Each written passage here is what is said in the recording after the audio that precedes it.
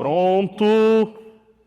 A gente estava aqui com essas questões técnicas, resolvendo enquanto já vamos.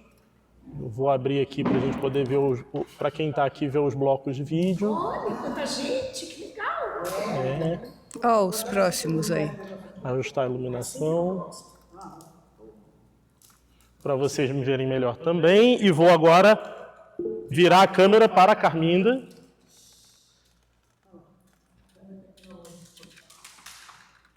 Pronto. Carminda. Boa tarde, gente. Espero que todos estejam me ouvindo. Tenho o maior prazer em abrir essa sessão solene para a defesa de doutoramento do Gustavo Henrique, com a sua tese Navegando entre Caixas Pretas, a jornada de um professor de teatro entre cenas e aparelhos.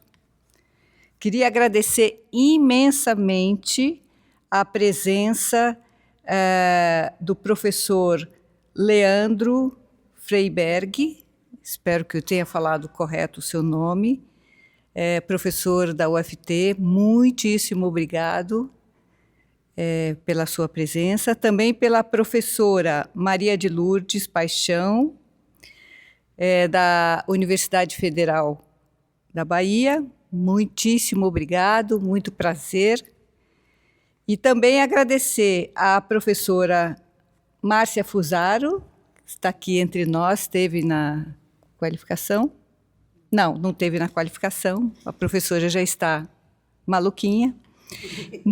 Muitíssimo prazer de estar aqui entre nós, companheira, e a nossa queridíssima mestre Luísa Christoph, né, que está aqui nos dando essa honra. Então, dou a palavra a você e eu vou sentar ali para ver o nosso filme, tá bom? Tá bom. Isso, desde já agradecer, já tinha falado de algumas pessoas aqui, do Sr. Amilcar, eu vi que a Juliana está aqui, minha mãe está aqui também, professora Ana Lúcia, o José Carlos do Ierê, enfim, eu vou agora passar a fazer a exibição do curta-metragem, eu vou também fazer a apresentação, a exibição dele online, e depois tentar falar bem rapidinho, são 15 minutos do curta, e aí eu tento resumir ali uns 5 ou 10, ou 15 ou 20, não, brincadeira, 5 ou 10, e a gente segue. Então tá bom? Vamos lá, correndo de novo.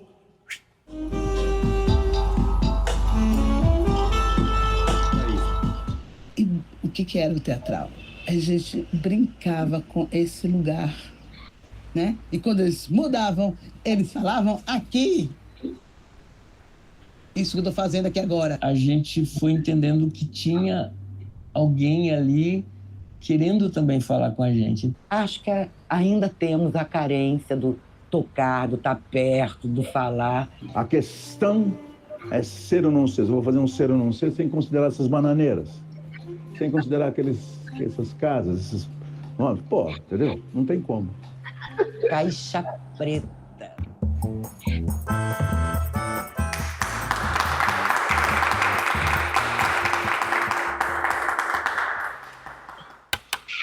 Correndo aqui com os aparelhos agora de novo, vamos lá.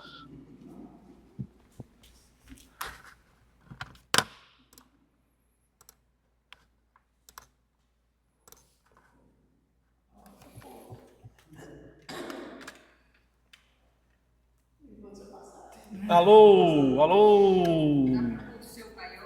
Correndo aqui com as questões.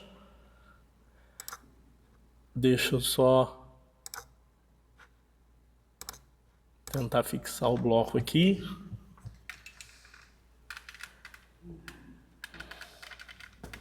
Opa!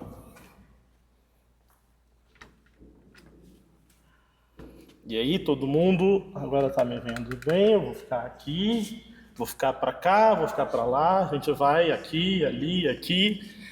Eu vou abrir uma apresentação aqui.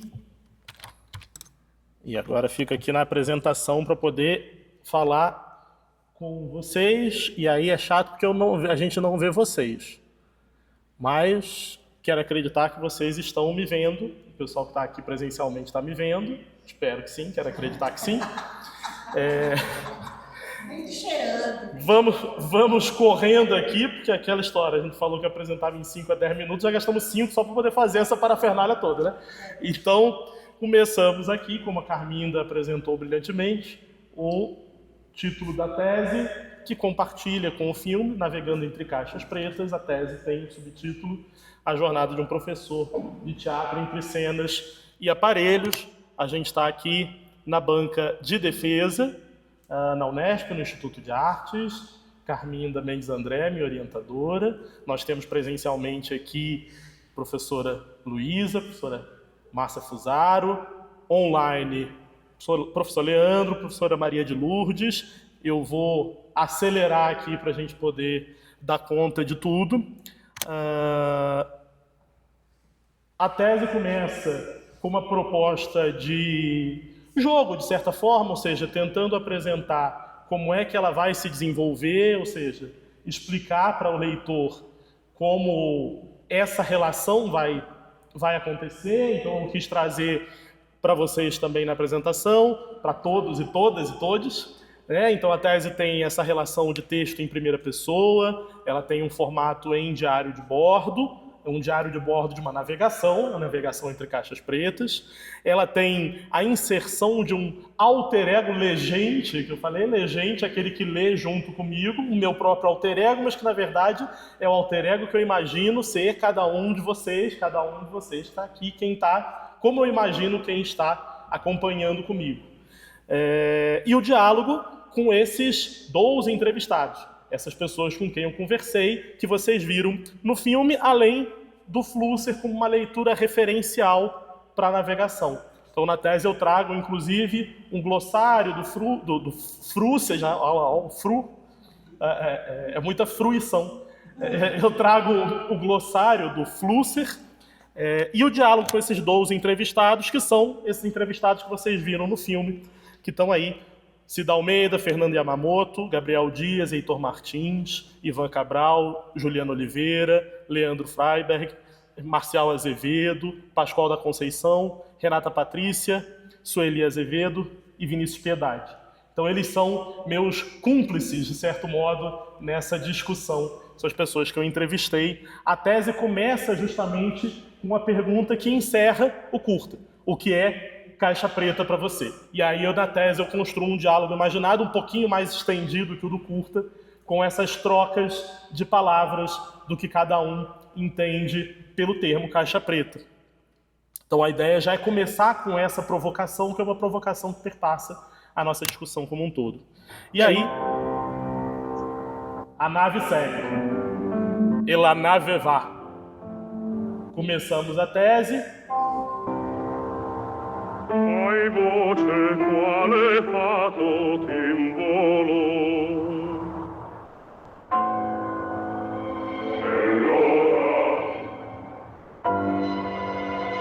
E ora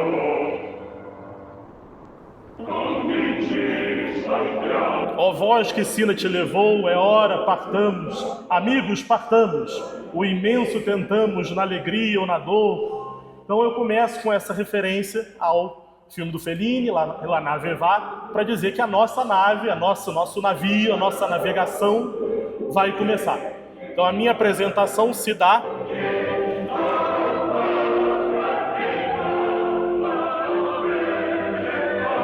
Vamos competir, né?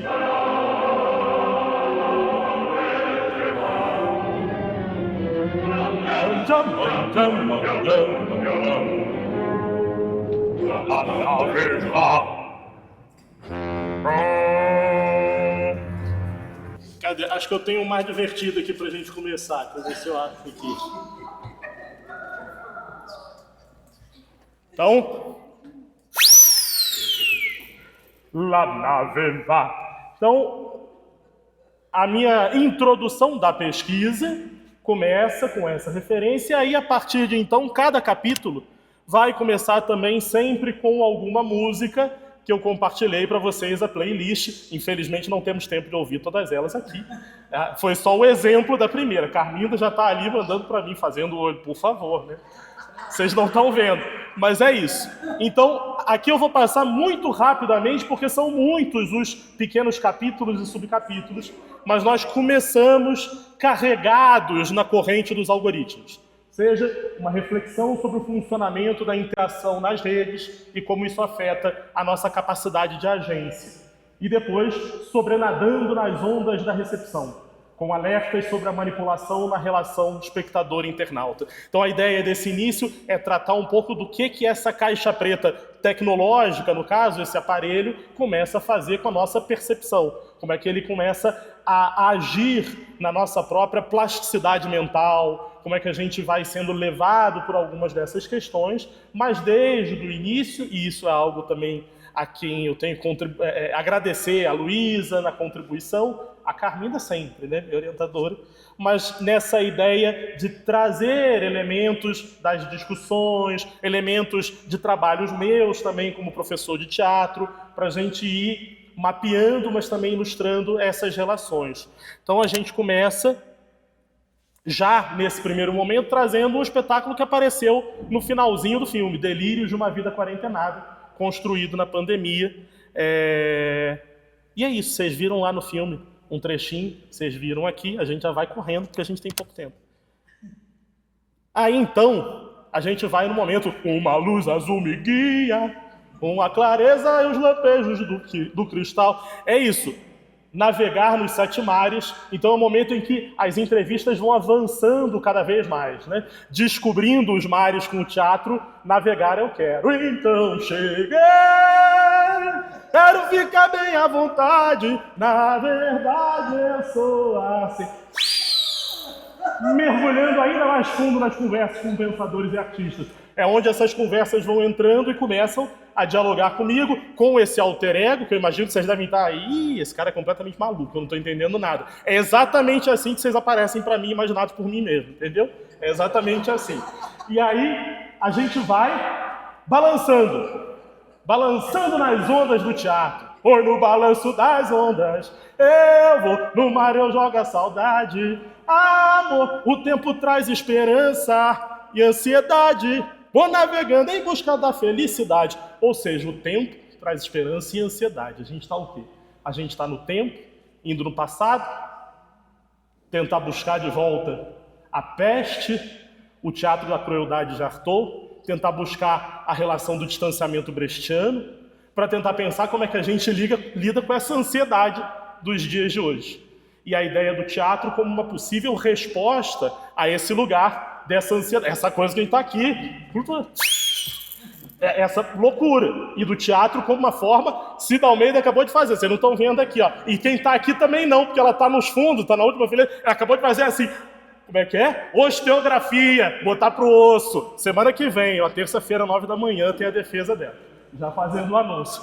Então a gente vai balançando, e aí eu trago outro espetáculo que eu trabalhei também com alunos, Bagagem de Dejeitos, em que a gente trazia essa relação com as imagens técnicas, com o noticiário do famigerado, falecido, espero que nunca mais volte, presidente que a gente teve, né, há um tempo atrás, assim, vamos passar rápido por isso.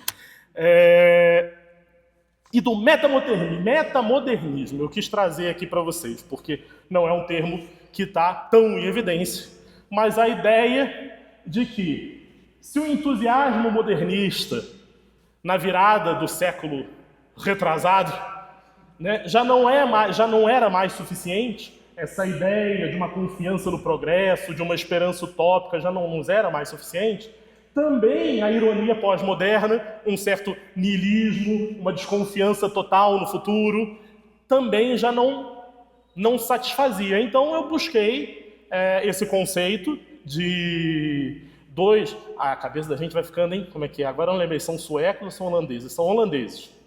Van der Meulen, Van der Aken, que vieram com essa ideia, não são só eles, mas eles escreveram um artigo, né, e levam o crédito, do metamodernismo, como essa balança ela não está dando fim a nenhuma das duas relações, na verdade, ela está um pouco reconhecendo esse entre-lugar que a gente fica, em que uma coisa já não dava mais, mas a outra também não resolveu, e a gente fica lá, ou no balanço das ondas, eu vou.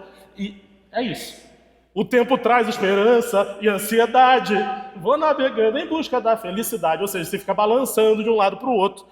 E outra relação que eu trago aqui do metamodernismo, que eu acho que nos ajuda a entender, a autoria da Letícia, que está aqui assistindo, que me ajudou bastante, que é, se o moderno era essa pessoa ali com tudo certinho, a papelada, toda na ordem, não sei o quê, e o pós-moderno é, vamos jogar tudo pro alto, é isso aí! O metamoderno é essa pessoa que está tentando catar ali no chão, sabe? Mas assim, as páginas não estavam numeradas. Aí como é que você faz? Você vai criando e vai inventando uma nova ordem, porque você não recupera mais o moderno. Mas você também não adianta estar tudo jogado para o ar, você vai tentando botar. Então a ideia de que essa relação, o teatro que a gente tenta construir, esse lugar de se estabelecer, estão aí, balançando. E é aí que está a tese, é aí que está isso, essa loucura que eu estou aqui falando com vocês, ali, aqui. É essa loucura que eu vou tentando me encontrar, entendendo o teatro como um possível lugar desse encontro. Então aí as entrevistas, os diálogos que foram surgindo. Então, nesse sentido, a gente avança um pouco mais, o nosso navio segue, de vento em popa, já deu uma perdida ali de vez em quando, né? A gente foi, achou a bússola de volta, vamos lá. Navegando no teatro digital. Agora pensando já a construção teatral através do uso de aparelhos tecnológicos e de imagens técnicas. E aí tentando trazer exemplos nas conversas de quem teve trabalhos nesse sentido. Óbvio, exemplos também meus quando trabalhei nesse lugar. Então, agora tentando tratar de características já mais específicas dos espetáculos que ocorreram nesse entre-lugar, né? Nesse não-lugar, nesse lugar virtual, nesse encontro da virtualidade do teatro, que imagina mundos possíveis, mundos a vir, com a virtualidade que simula o mundo que a gente está. Então esse diálogo que é fundamental para a tese como um todo. E a gente vai dali para o marejar da mediatização, pensando alguns efeitos da transmissão e exibição de espetáculos teatrais por meio de mídias digitais e de redes informacionais. Então veja que agora a gente está já no teatro transmitido, nessa transmediação, né? Mediação, transmediação, e aí a gente se encaminha para a nossa parada final, em que os personagens voltam mais uma vez para um diálogo entre si, agora com questões que transbordam, que margeiam todo o acontecimento.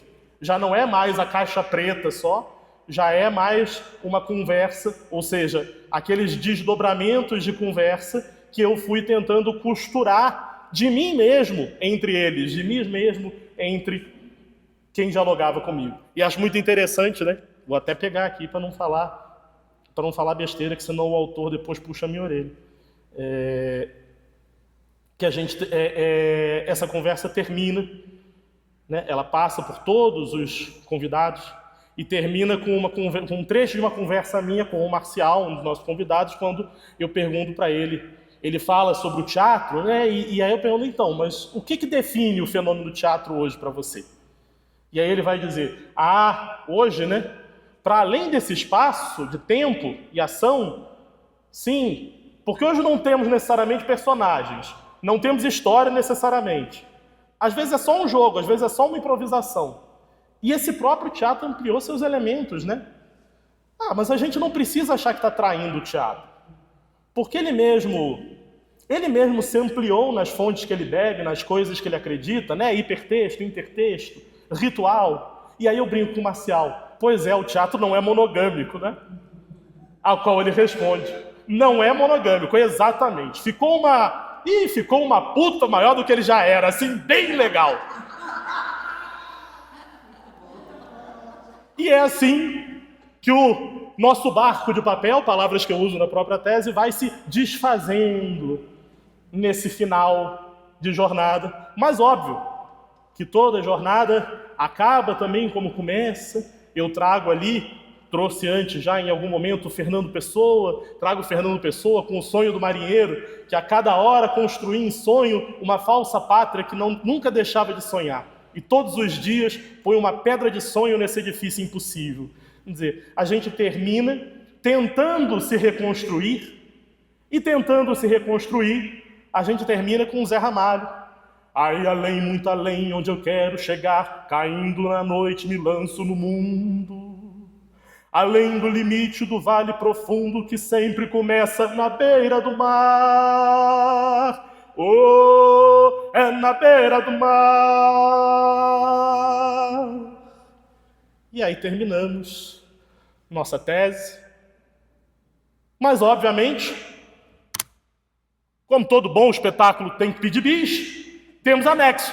Aí a gente volta. E volta com o anexo. A conversa imaginada com o Willem Flusser, que faz parte do livro Entre Cartas Ensaiando Escritas, do nosso grupo de pesquisa, que foi só adaptada. No livro ela era uma carta para Willem Flusser. Mas o que é uma carta, senão um diálogo em devir virtual? Então, para a tese, eu adapto para uma conversa imaginada. E uma conversa imaginada, e para terminarmos cantando, uma conversa em que a gente navega mais um pouquinho. Chegamos na beira do mar? Então, não sou eu quem me navega é o mar. Não sou eu quem me navega é o mar. É ele quem me carrega, como nem fosse negar. Opa, como nem fosse levar, nem fosse negar. Ó, o ato falho. É ele quem me carrega, como nem fosse levar. E é isso, minha gente. Muito obrigado.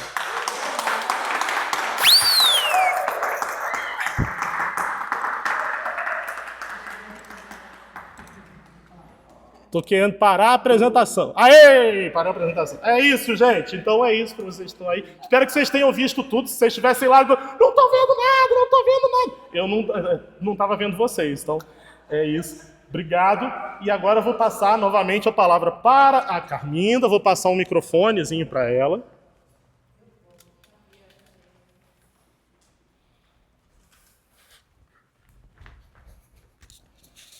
Parabéns, viu? E agora, dando continuidade ao nosso ritual, a gente passa a palavra para o professor Leandro. Mais uma vez, muito agradecida. Bom, primeiramente, muito boa tarde a todos, né?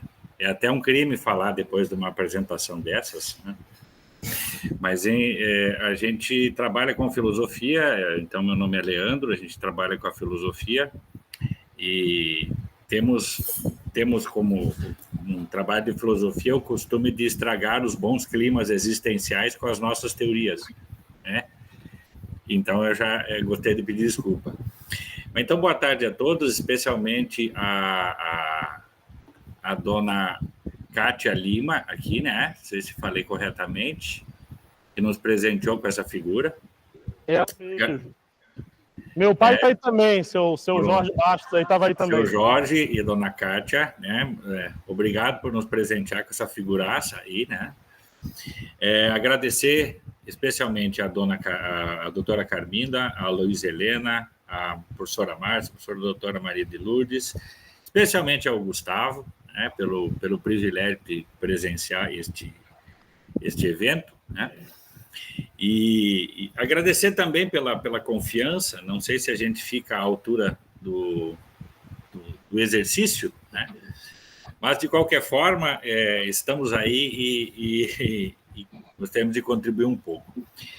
Apenas, assim, para observar, já desde da primeira leitura, né, o trabalho, a tese, eu acho que até seria conveniente dizer que é um metatexto, né, Gustavo? Seria um metatexto, assim como você fala em metamodernismo, talvez seria um metatexto, eu pensaria que talvez fosse isso, mas isso ainda a gente teria que discutir.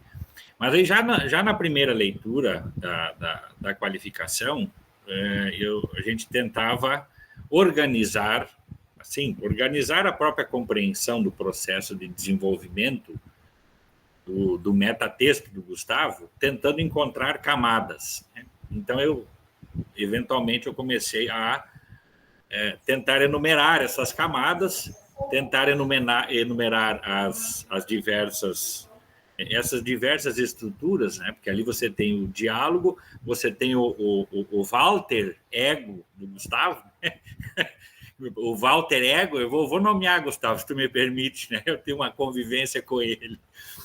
E aí nós temos o Walter Ego do Gustavo, e ao mesmo tempo temos esse constante processo de diálogo, né, entre os indivíduos que participaram da construção geral do argumento. Este trabalho de construir uma tese com essas diversas linguagens, diversas camadas, e eu lá fiquei quebrando a cabeça de tantas camadas. Dali um pouco eu parei de enumerar, eu digo, este negócio não é por aqui, né?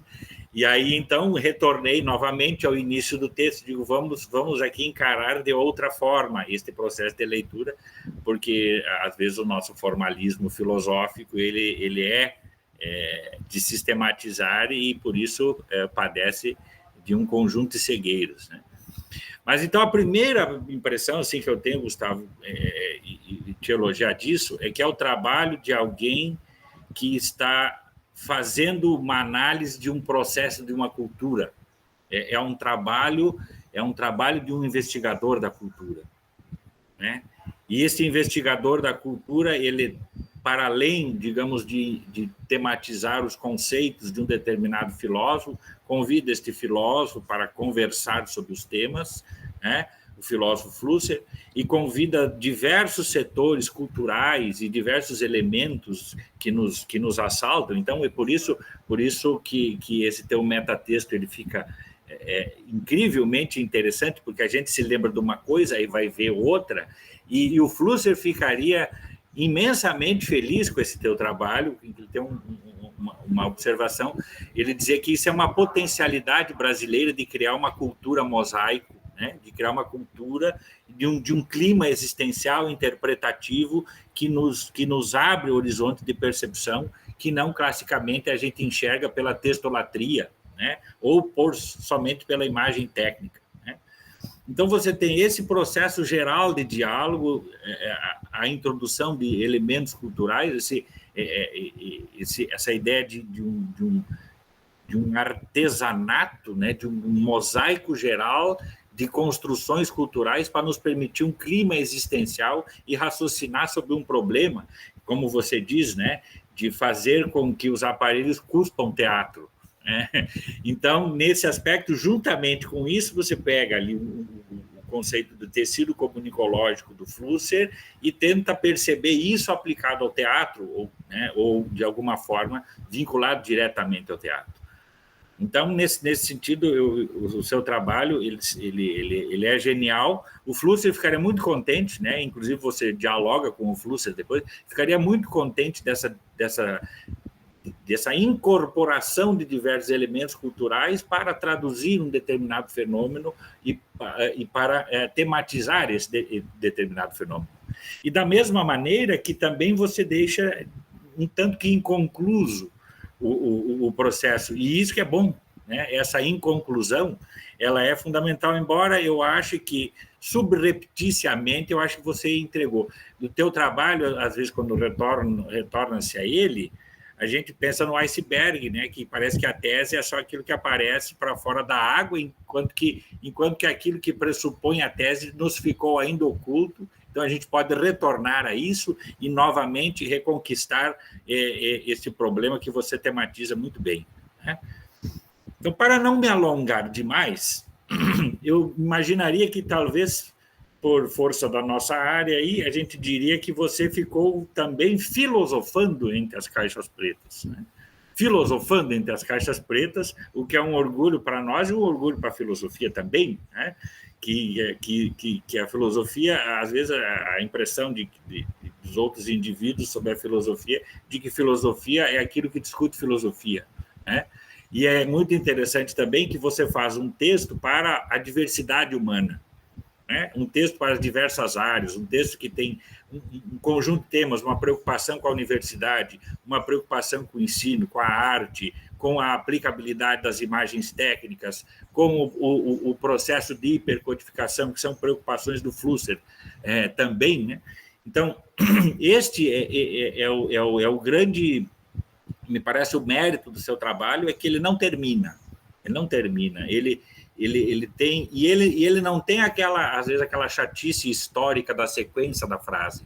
Então, o Flusser ficaria muito contente com esse processo. Ele fala em fenomenologia do brasileiro, né? Que as potencialidades não reveladas, talvez, de uma filosofia, de uma cultura brasileira, estão exatamente nisso que você fez, de juntar elementos que aparentemente não possuem uma relação direta, né? Mas que estão totalmente vinculados no nosso clima existencial. O Flusser falava muito em clima existencial. Então, ele brincava entre o moderno e o pós-moderno e dizia que o moderno é alguém que está 2 anos antes de Cristo, falando com o pós-moderno que está 2 anos depois de Cristo, que eles estão vivendo praticamente a mesma época, né? e estão se imaginando em grandes distâncias, e você fica ali no intervalo, digamos assim, que percebeu a questão.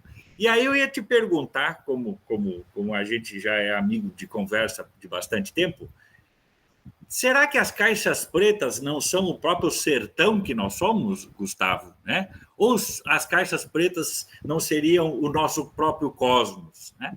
Então, para ficar uma pergunta aqui inicial, né, já que nos deram a tarefa de falar primeiro, então eu agradeço a oportunidade, mais uma vez, pela confiança e nem direi que foi um dever ler e estar no clima desse trabalho, né? Foi um prazer imenso e muito grato de estar aqui nessa agradabilíssima sessão de doutorado do nosso colega Gustavo. Muito obrigado.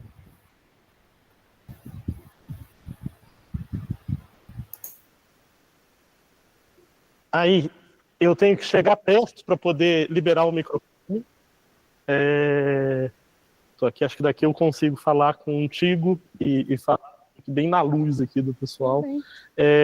Então, Leandro, agradecer, não vou me alongar, acho que a sua provocação é interessante. Aí eu vou recordar do Flusser com a relação dos véus de Maia, né, que é essa ideia de que vem de uma relação indiana, né, de uma filosofia indiana, de que a nossa relação com o mundo é coberta por véus, e o nosso caminho seria ir desvelando, né, a solução seria ir. E o Flusser vai brincar que na relação com os aparelhos e com o informacional, a solução talvez seja ir jogando mais véus para a gente ir embaçando ainda mais. Então, talvez isso, né, é o sertão que nós somos, porque é isso, né, que a gente, na relação com o aparelho, a gente vai mergulhando e vai se redescobrindo, mas se redescobrindo também a partir dele, através dele, entre ele.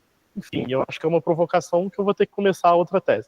Mas agradecer, porque eu acho que tem muito carinho nas suas palavras, um carinho que eu quero dizer no sentido também de um olhar carinhoso para o texto, de buscar no texto uma relação, de procurar, como você falou do iceberg, dizer, procurar aquele fundo, aquela profundidade que às vezes eu mesmo não sei se eu tenho. Essa não, acho que você encontrou mais coisa aí do que eu sabia. Eu vou ter que voltar no texto agora contigo, a gente vai sentar depois e a gente monta.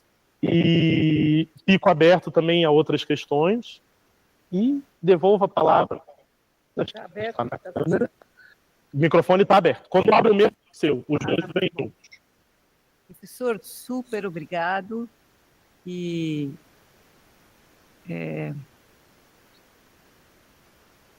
agora a gente passa a palavra para Marcinha Fusaro. Marcinha, você também se apresenta? Certo. E aí tem que passar o microfone para a Marcinha, para as pessoas ouvirem. É esse. Tem como colocar aqui? Tem. Melhor, que fica mais confortável. Bota ele por dentro. E aí trava com... Bota todo por dentro da roupa. Assim? Isso. E aí trava aqui, ó. Maravilha. Eu vou deixar esse aqui, que é um backup. Tá pegando também, se precisar. Pronto. Não sei se vocês me ouvem. Agora, peraí, eles te ouvem, mas deixa eu botar a sua imagem.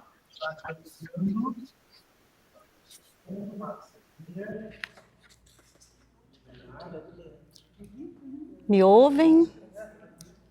Tá saindo som? Tá saindo som, todo mundo ouve? Aí. Ah, ótimo. Obrigada.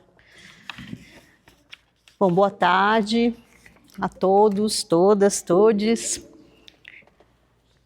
Para mim é um grande prazer, uma honra estar aqui nessa banca do Gustavo, conhecendo novas amizades aqui, fazendo novas amizades. Luísa, cumprimento a professora Luísa aqui da banca, a professora Carminda pelo convite ao Gustavo. Também fico muito feliz em poder acompanhar esse teu trabalho, rever a Cida aqui, conhecer o Vitor presencialmente, e cumprimento também os colegas de banca, professor Leandro e professora Maria de Lourdes. A minha formação, eu venho da área de letras e também da área de semiótica, de comunicação e semiótica, passando aí pelo meio com história da ciência. Então é uma formação bem híbrida. E foi nesse sentido que eu fiz a leitura da sua tese, Gustavo. Com uma grande alegria, uma felicidade ver uma tese. Te parabenizo pela tua apresentação, pela tua escrita, pela apresentação gráfica da sua tese, que também é um primor, né? E essa questão que você traz, ela é fundamental para a gente pensar esse momento que nós passamos e que começou na pandemia, mas que já vinha como uma certa crise com a chegada da tecnologia na educação. Eu atuo na educação, formação de professores, em mestrado e doutorado, e isso é uma grande preocupação que você traz como problemática da sua tese, que também me afligia de uma forma, e eu vejo a sua tese como, veio aí a metáfora do iceberg, mas eu também vejo a sua tese dentro desse contexto que ele é muito fluido e é um navegar mesmo, mas você joga uma boia confortável, de certa forma, para nós. A sua tese é uma boia imensa, né? Porque são questões complexas, que ainda estão sendo resolvidas, a gente não tem respostas finais para isso, e aí a importância da sua tese como referencial, inclusive. Eu vou levar a sua tese como referencial para os meus alunos pensarem isso também, que é algo que aflige alguém que quer entrar, né? Minha mãe deve ter caído e entrou em outro aparelho. Isso falar que caiu é engraçado, né? Vamos lá. Momento de tensão, tem que jogar a boia. A sua tese é a boia. Tem que ser no outro computador, isso.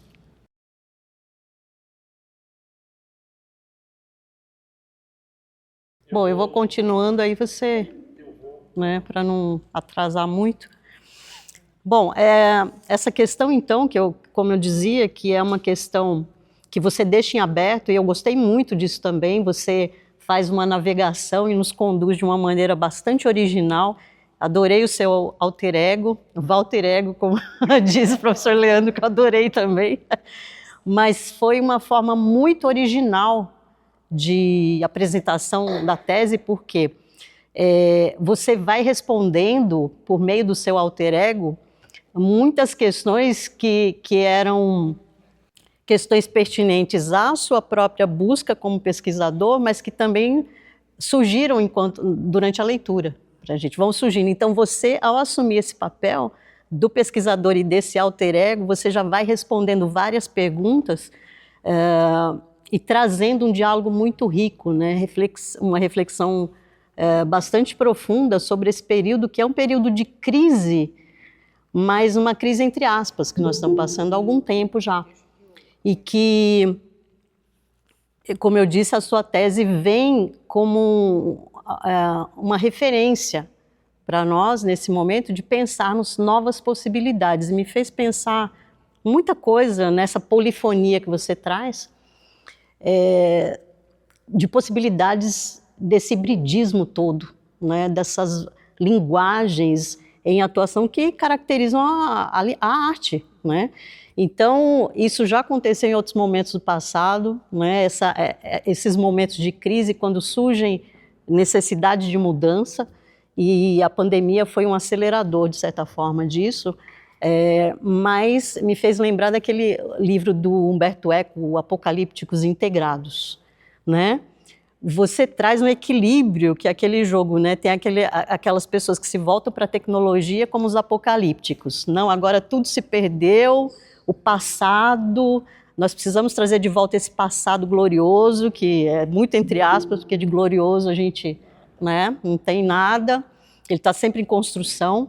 E tem os integrados, que são aqueles que enaltecem até demais, às vezes, as novas tecnologias. E eu achei que a tua tese é uma resposta no equilíbrio, até proposto pelo Eco também, que é você fazer o jogo.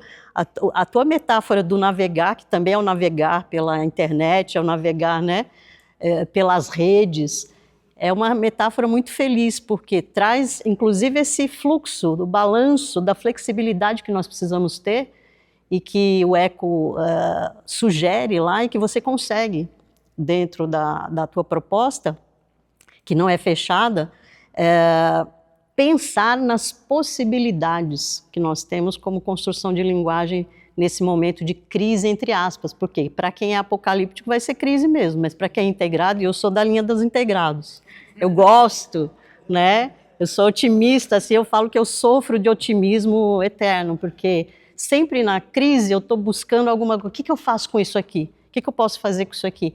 Então, por isso que eu disse que é uma boia, uma boia maravilhosa que você traz como referência, que eu levo aqui, inclusive, não somente para mim, mas para os meus estudantes também, como possibilidade da gente pensar nessa integração, nesse hibridismo, sem perder, sem achar que está traindo o teatro. Eu achei ótimo isso. Não, é transformação, me fez lembrar quando surge o cinema, que o teatro também, né? O Bergman, eu lembrei do Ingmar Bergman, né, que era do teatro, aí vai para o cinema, e tem outros artistas da época que passaram por essa crise, ou então quando surge a fotografia, que as artes vão se rever e surgem todos os ismos maravilhosos, são consequência da crise que a fotografia suscita. Então agora a gente está num momento assim também, né?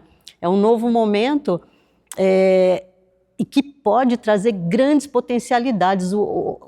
A tua tese mostra isso para nós. É um momento de oportunidade de repensar, inclusive, o que é o teatro, como fazer o teatro, de reinvenção, junto às novas tecnologias, né, que também são só novas manifestações, que tecnologia de tecne vem, é um termo antigo, mas assim, para fechar essa minha fala, também, por que é um momento de oportunidade? Porque em certa altura da sua tese você traz a questão do simulacro, né? Você suscita isso, né? Que a crise da representação que vem lá de Platão, a história do simulacro, que desmerece, de certa forma, as artes, bota a arte como algo, a cópia da cópia, mas aí eu venho com a resposta de Deleuze para isso, porque eu sou deleuziana na gema, a resposta do Deleuze para isso, que eu acho que a sua resposta na tese acompanha o olhar do Deleuze para Platão, né? Que é um olhar antiplatônico. Ele diz que o simulacro, nós temos que aprender, dentro do pensamento e das artes, sobretudo, o Deleuze é um grande defensor das artes nesse sentido, como potencial criador. Ele diz que o simulacro, nós precisamos elevar o simulacro, a sua condição de espaço de criação. Por quê? Porque justamente o fato de estar longe da mimesis é que abre espaço para o novo. É isso. Por ser a cópia da cópia, é aí que está o segredo do espaço novo de criação, que o simulacro traz. E é isso. E você traz uma resposta com a sua tese, com o seu trabalho, esse curta lindíssimo que você fez. Parabéns por isso. Depois, se puder disponibilizar também para a gente passar adiante. Porque eu saio daqui hoje com a sua tese como um referencial nesse sentido, de que é possível elevar, sim, como queria Deleuze, o simulacro a esse novo olhar, né, antiplatônico, de uma busca do novo, dos espaços de criação. E a educação, sobretudo, precisa urgentemente se rever em relação a isso, porque na pandemia nós sentimos na pele professores com tremenda dificuldade de usar as novas tecnologias. Hoje em dia, proibição de celular, né, em determinados contextos, não que eu seja favorável à liberação geral, tem que ser apocalíptico integrado, né? Tem que saber equilibrar o jogo, né? Não é liberar geral, mas assim, proibir é sempre mais fácil, porque dá menos trabalho. Então, eu acho que a gente precisa se rever em relação a isso na educação, e eu levo também a sua tese como referencial para a educação, para os meus alunos, professores da rede pública privada que lidam com várias séries e que não enxergam essa possibilidade, que às vezes se pegam num lado apocalíptico da questão, até por medo das novas tecnologias, mas que podem ver num trabalho como o seu a possibilidade da integração, né, desse diálogo com espaços de criação, valorizando o simulacro, tá bom? Então, parabéns. Não tenho perguntas, porque você já foi respondendo com o seu alter ego durante a leitura. Já me serviu para isso. Eu falei, pô, não sobrou nada para eu perguntar. Ele já foi respondendo o alter ego dele, já fazendo e respondendo. Foi uma grande felicidade ler a sua tese. Parabéns a você e a Carminda pela orientação. É isso. Comente como achar melhor aí. Bom, talvez eu devesse chamar o Walter agora, né? Vou fazer igual o Leandro assumiu que o Leandro falou, chamar o Walter. Obrigado, Diana. Karina, que foi colega na UFT e é daqui de São Paulo, agora está na Unirio. Bom, vamos voltar. Bom, minha mãe, Carminda, já está aqui me cobrando, porque tem tempo. Vamos. Não, eu queria só alguns comentários rápidos. Eu fico muito feliz, muito agradecido, porque inclusive me sinto menos rabugento, porque às vezes eu acho que eu estou muito em crise com as tecnologias, porque as pessoas olham para mim e veem que eu aí trabalho com esses aparelhos, com turos. Então você é o cara que adora. Não, eu não adoro. Tem horas que eu estou em crise com eles. Eu problematizo o tempo inteiro. Porque é isso. Apocalíptico e integrado. Um dos motivos que me levou a esse caminho na tese foi perceber que dentro do nosso lugar do campo artístico, e no teatro especialmente, é muito comum ver o discurso caminhar muito para um lado ou para o outro, muito para a ideia de assim, não, teatro é ritual, é chão e não tem nada de tecnologia. Ou assim, não, isso aí é qualquer coisa, que nem já não botaram luz, a gente pode botar mais uma outra. Então, assim, esses aparelhos que mexem com o informacional, com o digital, eles têm uma outra relação com a nossa plasticidade mental, então não é só uma ferramenta que é a extensão do corpo humano, como foram outros. Agora, por outro lado, também dizer que teatro e tecnologia não tem nada a ver, mas, desculpa, desde que eu fui trabalhar com história do teatro, eu comecei, desde que eu aprendi em aula como aluno, e ainda mais depois como professor, aprendendo sempre, né, você percebe que o teatro sempre esteve aliado às possibilidades tecnológicas da sua época, das suas épocas. Os gregos, assim, utilizavam máscaras, utilizavam toda uma arquitetura construcional para permitir a projeção da voz. Imagina chegando alguém aqui, que loucura, vai fazer essa arquibancada aqui. Não, vamos ali, porque a gente não é tecnologia, não. A gente é... Então, a gente é só... A gente é azeite, ervas e Dionísio. E encher a cara para Dionísio. Não. E isso não quer dizer que você abra mão do ritual. Pelo contrário, o ritual é fundamental. Ele é fundamental para fazer. Mas as tecnologias, elas influenciam no teatro, que influenciam no ritual, influenciam na nossa vida. Senão, aí entra a questão, né? Eu posso estar em crise uma parte do tempo com esses aparelhos, mas você não coloca de volta na caixa, né? Depois que sai da caixa, depois que abre a caixa, não cabe mais, né? Que nem a gente compra aquelas... Aí compra o edredom embalado a vácuo, né? E depois que tira... eu quero reaproveitar a embalagem para guardar. Não entra, né? Você não bota de volta. Então, te agradecer, porque às vezes eu fico meio em crise, achando que eu estou muito rabugento. Então, quando você fala que é uma boia, assim, acho que agora eu posso também depois voltar lá e deitar um pouquinho nessa boia, para marejar mais um pouquinho. E nesse sentido,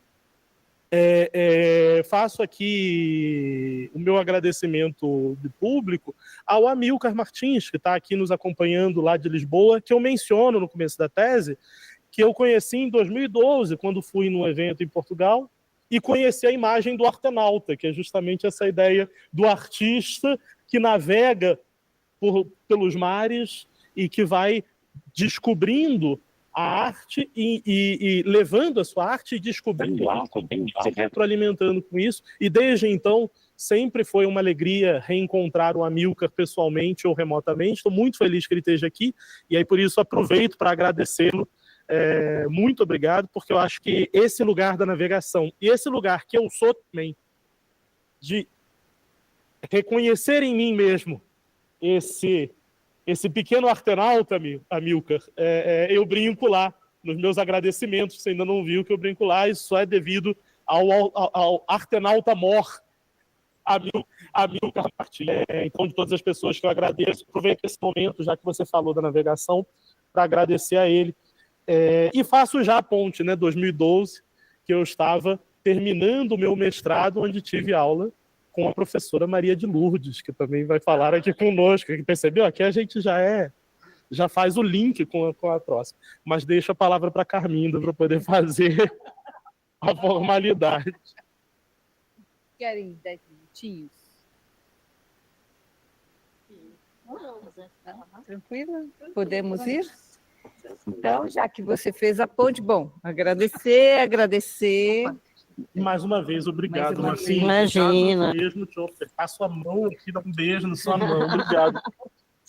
Prazer, muito obrigado, meu querido. Kátia, eu fico segurando o seu filhote aqui, viu? Você conhece bem, né?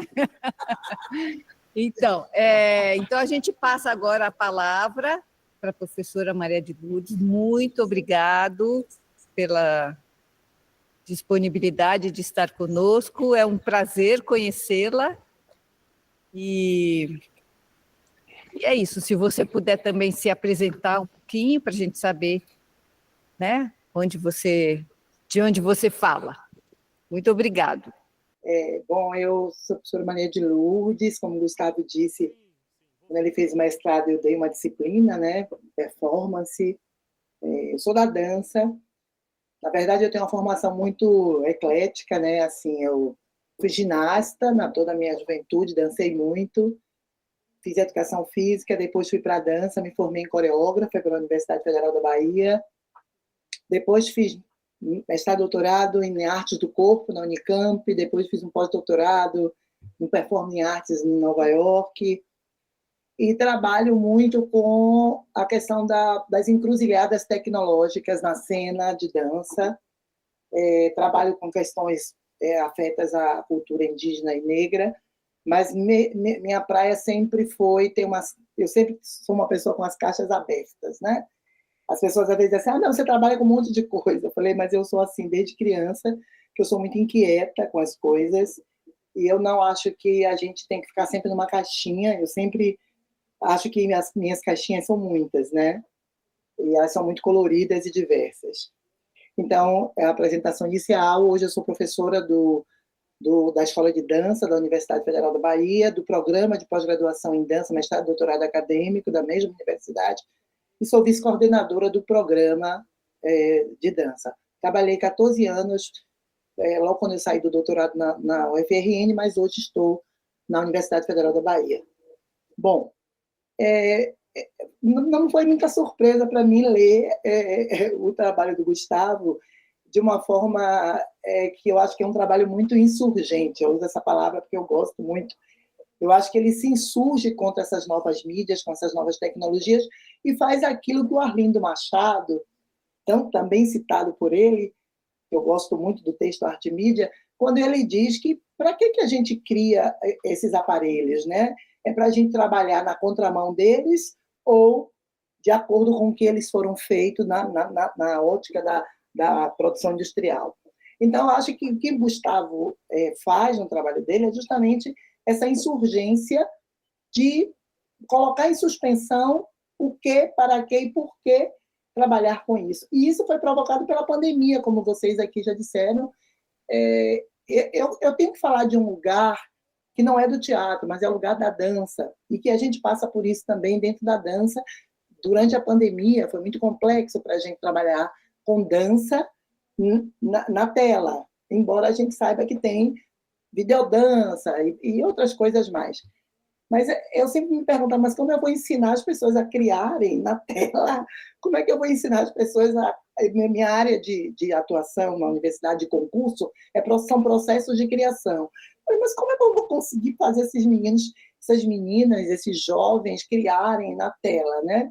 Mas como eu sempre gostei muito da tecnologia, sempre fui muito curiosa, eu não tive muita dificuldade de lidar com as máquinas, né? Essa coisa do Google Space, Google isso, Google aquilo, Zoom. Eu não tive, confesso que eu não tive dificuldades como as pessoas tiveram. E aí eu fui adaptando meu trabalho na tela e ficava sempre me perguntando a perda de sentido, a perda de presença desse trabalho de dança, da minha formação, claro, né? Eu venho de uma formação em que a gente ficava 8 horas numa sala, criando, elaborando coisas. E eu pensei, mas como que eu vou ensinar isso? Que foram as perguntas que os interlocutores de Gustavo fez e respondeu. Como nós vamos trabalhar? Eu me senti perdido. Teve eu não gravei o nome de todos, mas assim, me sentia perdido, não sabia como é que eu vou fazer isso, como eu vou fazer isso, né? Eu acho que essa pergunta também veio para nós da dança, né? Então, eu tive que ler o trabalho de Gustavo mergulhando nesse universo que é meu, que é o da dança, que é o da composição coreográfica, que é o de pensar a criação a partir de lugar nenhum, né? Eu acho que é isso mesmo. Então, eu inicio minha fala dizendo que, para mim, o seu trabalho é insurgente. Também gostaria, eu pulei um pouco, mas cumprimentar a professora Carminda, os demais colegas da banca, aos pais do Gustavo que estão aqui, todos os demais presentes, colegas, amigos, pessoas que estão aqui, que eu acho que esse é um momento de celebração, um momento de uma conquista que não é fácil, né? Quem já fez sabe que é um processo, é um ritual de passagem muito complexo, né? Então, parabenizar Gustavo, agradecer pelo convite, pela confiança, embora não tenha participado, não tenha feito parte do exame de qualificação, mas eu estava muito ocupada, eu falei, Gustavo, mas aí o Gustavo pediu, assim, e tal, Gustavo foi orientando de uma grande colega e amiga, Maria Helena, e foi uma pessoa muito, como é que eu dizer assim, gentil e muito inquieto durante o curso, eu pude perceber isso nele, e aí eu disse, não, eu vou, né? Mas a nossa vida aqui está uma loucura, né? Com a sucupira, com a plataforma, com essa sucupira até o dia 24, eu estou muito cheio de trabalho, mas foi um prazer com esse emaranhado de coisas que no momento eu me encontro, assim, envolvida, ler o seu trabalho. E eu anotei algumas coisinhas aqui que eu vou só pontuar e eu vou encerrar a minha fala, né? Primeiramente, Gustavo, eu já disse que seu texto dialoga comigo, né? E eu não teria nenhuma condição de refletir o seu trabalho se não fosse pelo viés da dança, mediada pelas novas tecnologias. Aí, quando eu li o seu trabalho, eu pensei muito na obra da Pina Bausch, pensei no Laban, que você cita, nas qualidades de movimento, percebi que você, na verdade, faz isso no seu trabalho, né? O seu trabalho flui livremente, em um determinado momento ele faz um contingenciamento dessa fluência, né? Ele contém essa fluência, depois ele desliza novamente por entre as águas, né? Por esse navegar que você faz. Eu particularmente gosto muito dessa metáfora das águas. E penso que você faz perguntas e provoca a gente a pensar o que fazer com essas novas mídias, com essas novas tecnologias, ou com essa cultura digital dentro do teatro e dentro da dança, por exemplo, dentro de todas as artes. Mas, especificamente, você questiona dentro do teatro, né? Então, o seu trabalho com esse título provocativo, Navegando entre as Caixas Pretas, né? Como eu vou repetir aqui um pouco de um parecer pequeno que eu fiz, um texto insurgente com aromas e sabores diversos, você transita do Flusser ao Laban para falar de arte do teatro de forma competente. E a sua escrita é um jogo de palavras que produz imagens variadas, pois somos variadas em diferentes perspectivas. Para mim, seu texto Navegante já é um texto que você diz lá no final, ao falar de pós-modernismo, modernismo, e fazer uma proposta em cima de 2 autores holandeses, de que é um texto pendular.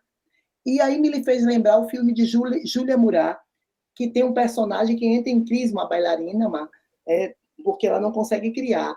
E ela acaba criando uma obra que é um pêndulo, né? É uma grande peça de madeira que que tem uma oscilação. Para mim, essa oscilação, esse pêndulo que você coloca entre 2 linhas de pensamento que não dão mais conta daquilo que a gente está fazendo com as culturas digitais, você coloca o teatro nesse lugar. E essa oscilação, para mim, significa uma suspensão, né? E me fez lembrar também a obra de um outro coreógrafo chamado William Forsythe, um coreógrafo estadunidense que fez uma exposição, salvo engano, no Sesc Pompeia, não me lembro agora se foi exatamente Sesc Pompeia, em que ele coloca os pêndulos para que as pessoas comecem a brincar com esses pêndulos, a criar possibilidades corporais com esses pêndulos e criar suas próprias coreografias, digamos assim. E aí, quando você vai nos chamando, nos convidando a visitar o seu trabalho, a partir de um glossário que eu achei fantástico, eu não conhecia esse glossário do Flusser, né? Sobre o que ele diz que é cada coisa, como ele conceitua cada coisa, como ele entende cada aparelho, o brinquedo, o código, o conceito, a conceituação, por aí vai, né? É claro que o seu trabalho tem um lado assim que a gente olha, mas falar de algoritmo, falar de cálculo, falar daquilo que se repete para que nos torne autômatos, para que a gente possa não ter perder o sentido das coisas que fazemos. Eu acho que sempre todos os lados têm vários lados, não só um nem 2, mas vários lados. Então, eu acho que ao mesmo tempo que isso dá um vazio, esse vazio que você coloca, inclusive, no seu trabalho, essa perda de sentido que você faz perguntas aos seus interlocutores artistas, eu acho que ela também provoca que a gente saia desse lugar. É um lugar de friccionamento, de fricção. Eu, particularmente, gosto da fricção, porque eu acho que ele nos coloca nesse não lugar.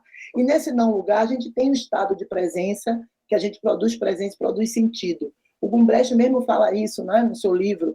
Nem todas as obras são, vamos dizer assim, 100% de produção de sentido ou 100% de produção de presença. Elas navegam, elas oscilam entre essas 2 coisas. Então, quando você faz as perguntas aos seus interlocutores, se perdeu o sentido com um trabalho que foi gravado, foi um trabalho que foi feito de teatro, uma peça de teatro que foi híbrida, ou que a gente teve que trabalhar remotamente, será que se perdeu o sentido ou não se perdeu? E aí tem várias questões que eles colocam. Você, na verdade, vai levantando leves para a gente pensar que nós não devemos como é que diz assim, seguir à risca aquilo que está lá no aparelho tecnológico, aquilo que está no software, mas sim a contraposição daquilo. E aí você me fez lembrar um poeta que eu gosto muito, mato-grossense, que é o Manuel de Barros, quando ele dizia, né, já morreu, mas ele diz ainda, a sua obra é viva, de que a gente tem que dar ao pente condições de não pentear, né? Ou seja, a gente tem que dar às coisas aquilo que ela não tem. A gente tem que ver para além do que as coisas são. Aí eu me lembro que você fala muito no seu texto também sobre as coisas, né? O que são as coisas. Você cita o Flusser. A gente tem aí a internet das coisas, né? Para falar justamente desses aparelhos, de como esses aparelhos interagem um com os outros. Mas sempre por trás de um aparelho tem uma pessoa que manipula o aparelho, que faz a interconexão desses aparelhos, que mexe nesses aparelhos. Então, tem sempre uma intenção nessa manipulação. E o que a gente tem que ter cuidado é como a gente faz uso disso. Eu não acho que a tecnologia é um bicho de 7 cabeças. Nós não devemos, como disse a professora que me antecedeu, enaltecê-la exageradamente, nem também diminuí-la exageradamente, e nem abrir mão do convívio com ela. Porque essas caixinhas, né, essa caixa preta, essas caixas pretas, ou como eu diria, as diferentes caixas que a gente tem para ensinar na universidade, né? Teatro, dança, todas as artes, ela é uma coisa muito complexa nesse mundo que a gente vive, de tudo muito rápido, tudo imediato. Como fazer um artista, professor, artista, docente, pesquisador, ficar horas numa sala criando, inventando coisas, brincando, jogando, sem o celular, sem ele abrir mão do celular dele, abrir mão das novas tecnologias, abrir mão de filmar algo ou de colocar um release do seu trabalho no Instagram, né? Então, assim, eu acho que é muito complexo e é bem provocativo tudo que você traz para a gente quando você vai falando do individualismo, da esperança do coletivo, que algumas profissionais trazem, que tem muita esperança que isso está mudando, porque tudo muda e tudo se transforma. Então, creio que, para concluir, eu diria que é importante o seu trabalho, eu acho que é um marco aí, uma grande contribuição na produção de conhecimento nessa área, para a gente pensar que as tecnologias, essas novas tecnologias, foram pensadas para nos fazer, ou foram criadas não só para a gente se acomodar a elas, mas para a gente subvertê-las também da sua função, né, daquilo que se espera dela, para que a gente possa criar aquilo que eu chamo, porque eu trabalho nessa perspectiva, numa linha, que são as encruzilhadas, é uma encruza, né? E na encruzilhada você sempre tem um momento de suspensão em que você vai decidir o que você vai fazer. E eu gosto muito dessa palavra encruzilhada. E, para mim, tudo isso que você coloca são encruzilhadas tecnológicas na cena que produz presença, que produz sentido. Então, só tenho que lhe parabenizar e gostaria de saber de você. E aí, essa caixa preta, essas caixas pretas, esse trabalho que você faz, que foi uma pergunta que fizeram para a Pina Bausch, quando a Pina Bausch colocou o Wim Wenders, fez aquele documentário sobre Pina, e muita gente disse, mas não é mais Pina, é o filme do Wim Wenders, não é mais Pina. Aí Pina simplesmente disse, continua sendo minha obra, né? Então, eu gostaria que você pudesse me responder assim. E depois de todas essas interlocuções, de tudo que você fez, como é que essas novas tecnologias no seu trabalho? O que é que você pensa delas hoje, aqui e agora? Obrigada. Maravilhosa! Acho que ela não muito bom. Aí sobe esse palminho. Aí, agora sim, conseguimos ouvir você. Deixa eu voltar para lá para poder falar. Muito obrigado, Lourdinha, Maria de Lourdes. Estou muito feliz de ter você aqui, porque é também um resgate da minha trajetória, de quando eu fui orientando da Maria Helena no mestrado, quando eu estive lá no PPGAR, que fui seu aluno. Então, eu acho que isso é importante, eu acho que tem a ver. Eu acho que esses aparelhos, eles vão entrando na minha trajetória da mesma forma que eles entram na nossa vida, né? E eu disse já um pouquinho antes, né? Quer dizer, acho que a minha relação com eles é uma relação de crise. É uma encruzilhada. Acho maravilhoso você trazer essa imagem da encruzilhada, porque é mesmo isso. Eles são cada vez mais presentes, e eu acho que o Flusser trabalha muito nessa perspectiva também. E uma das discussões que eu já tive com o próprio Leandro, que esteve aqui, encontrando com ele, como há uma relação, né, pós a morte do Flusser, que morre no começo dos anos 90, em que ele não viu um avanço neoliberal por determinadas perspectivas, que levou essa nossa relação com as mídias digitais e com os aparelhos para um lugar, às vezes, tão perverso, que em algum momento eu tento ali trazer na tese. E até uma discussão com o Byung-Chul Han, né? No meu texto, no diálogo com o Flusser, eu falo ali, né, que o Byung-Chul Han acha o Flusser muito messiânico, porque o Flusser via como uma perspectiva positiva, né? Meu contraponto é assim, acho que o Flusser enxergava isso numa perspectiva menos neoliberal.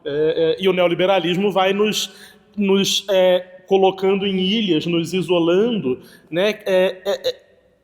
e faz com que esses aparelhos sejam utilizados, e aí a intencionalidade que você coloca por trás, né, é uma intencionalidade neoliberal do capital que vai fazendo com que essas mídias e esses aparelhos sejam utilizados para nos isolar, para nos alienar da coletividade. Aí eu lembro da Sueli, que está lá nas entrevistas, né, mas nós somos seres coletivos, né? O teatro tem futuro, porque a gente pode até estar num momento de muito deslumbre, mas a gente sente falta da coletividade, e aí é um momento da gente encarar esses aparelhos e essas relações também numa contramão, para que eles sejam espaços também de possibilidades coletivas, como eu acho que eles estão sendo agora. Como eu estou aqui podendo conversar com você, estou aqui podendo ter a sua presença na minha defesa, do Leandro na minha defesa, ter o Amilcar que eu falei que está do outro lado do oceano, a minha mãe que está no Rio Grande do Norte, o meu pai que está no Rio, amigos que estão em Palmas, quer dizer, amigos daqui de São Paulo que eu conheci, que não puderam estar presencialmente, mas que estão online. Ou seja, existe sim, e o Flusser traz isso em alguns textos, né? Essa possibilidade do aparelho, da tecnologia como encontro, até quando ele fala de uma certa... de um certo totalitarismo totalitarismo programador, ele brinca em determinado momento, né? Mas talvez não seja essa a ilusão, a utopia maior das ficções científicas, nos libertarmos do trabalho, da necessidade do trabalho e vivermos ali uma vida de fruição mais positiva, artisticamente, positivamente. Agora, óbvio, uma lógica neoliberal que nos pressiona, né, e nos esgarça, nos oprime e utiliza essa relação para impor um capitalismo cada vez mais agressivo e que vai nos desgastando, né? Vai nos corroendo. Aí por isso que eu trago a peste lá do Arthur. Vou repetir para quem não leu a tese ainda, daqui a pouco a gente de repente consegue publicar, quem sabe. Luísa rindo aqui. Não, é que eu brinco, né? Quer dizer, que se fala tanto em viralizar, mas que o viral é como se fosse um contágio controlado, né? Uma arma de contágio em massa controlada pelo próprio sistema. Quer dizer, eu quero a peste do Arthur, o empestear como algo que nos corrói, nos modifica por dentro. Não nos permite ser o mesmo depois que passa por nós.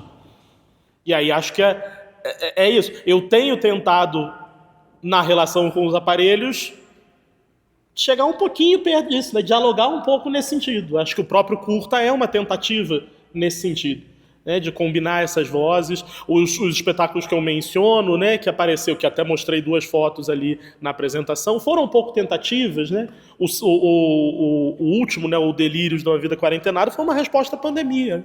A gente precisava fazer. Então o que a gente faz? A gente faz uma porção de cenas que são delírios de quem está passando a vida na quarentena, delírios de uma vida quarentenada, né? Então, é a conversa remota, é a dança, e tem a cena maravilhosa, né? Já que falamos da dança aqui, que era da dança desincronizada, né? Que nós fizemos um exercício de espelho, né? Aquele exercício Viola Spolin de espelho no virtual, e aí óbvio que no virtual isso vai ficando desincronizado, e aí tinha um trecho do espetáculo que era ao vivo, que aí ele saiu ao vivo até pra gente se preparar para a próxima cena, né? Aí entrava essa gravação dessa dança que eu fui só sobrepondo essas imagens, né? Então era aquela dança, e um tá aqui, o outro tá ali, o outro tá sem pé nem cabeça, e é a dança desincronizada. Supostamente tá todo mundo um imitando o outro, mas ninguém tá sincronizado naquele negócio ali. E ao mesmo tempo tava junto, e ao mesmo tempo tava construindo junto, coletivamente. Então... mais uma vez agradecer, é isso, a gente conversa aqui, vai longe, a Carmina já está me olhando com aquele olhar de assim, a gente tem que terminar, esse teatro tem horário para ser devolvido. Ainda não é assim que nem você está falando. Não, essa é a Walter Ego, é a Walter Ego da Carmina. Então, ok.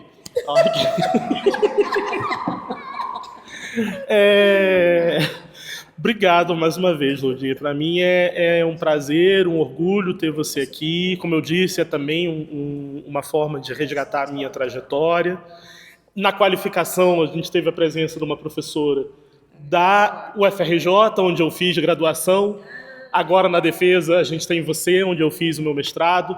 Então, eu acho que isso é importante também, porque eu não cheguei aqui do nada, né? Não brotei aqui do nada. Então, ter minha família aqui, ter amigos aqui, mas ter também essas pessoas que foram fundamentais na minha trajetória de formação nesse momento. Então, mais uma vez, obrigado. Obrigada, Maria de Lourdes. E agora a gente passa, finalmente, para a fala da Luísa. Essa tarde maravilhosa. Eu ponho aqui. Eu tenho que segurar, né? Não sei. Tem na roupa também. Gustavo, você vai pôr aonde? Na carinha dela? Confortável. Você pode Não precisa botar. ficar segurando, né? Faz o seguinte, não, faz o seguinte, é ó. ruim. Coloca ele por dentro da roupa, todo por dentro. E aí a gente coloca esse imazinho aqui. Pronto. Nossa, e será que foi o som? Todo mundo ouvindo? Estão me ouvindo? Olá, olá, boa tarde. Acho que não. Ah, sim, ótimo. Obrigada. Já subiram as mãozinhas. Já Tem subiram as mensagem ali, mãozinhas. depois a gente liga. Gente, que beleza, não? Ouvi 3 pessoas, assim, 4, né, com você. 4 com você, né? Muito obrigada, viu, Carminda e Gustavo, por essa tarde de conhecimento. Conhecimento. Esse ritual aqui, eu quero sempre lembrar que ele é ameaçado, não é? Sempre, ele é ameaçado. Então, a gente valoriza, insiste, resiste, né? E faz acontecer, porque é um espaço de conhecimento coletivo, né? financiado pelo povo,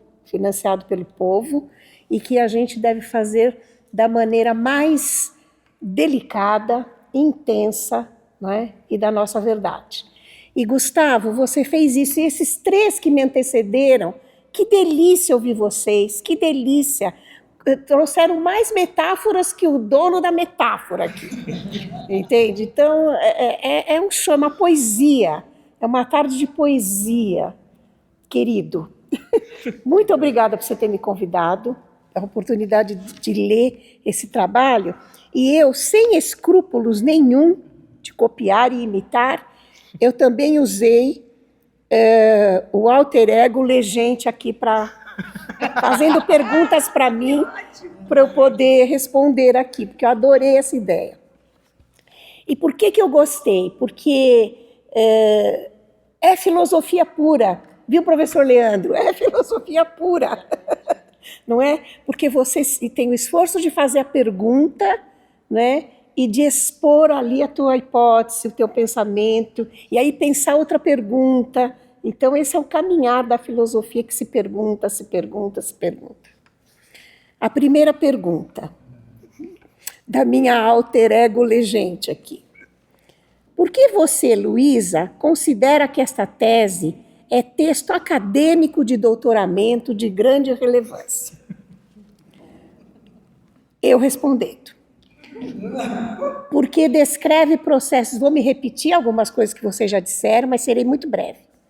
Porque descreve processos de artistas e de quem pensa o teatro em suas relações com um momento histórico tenso, intenso, atravessado por medos, né, por arrepios, inquietos, corações inquietos e doloridos. Porque reporta o movimento da experiência, né, de corpos em experiência criativa e fruidora de teatro também, né? Criando teatro. Você reporta muito bem, descreve, convidando essas vozes parceiras para descrever com você, né? Como é que a gente faz? Então, é um trabalho de compromisso acadêmico, compromisso de conhecimento, reportar a experiência, né, com outras vozes, porque toma cuidados exigidos para um texto de um gênero que a sociedade financia, aposta e espera dele conhecimento. Segunda pergunta. Luísa, então, quais os cuidados que saltam das páginas desse texto de conhecimento?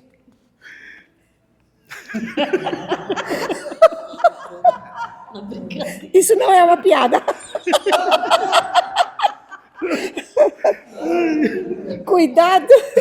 Cuidado de ouvir a voz de quem faz.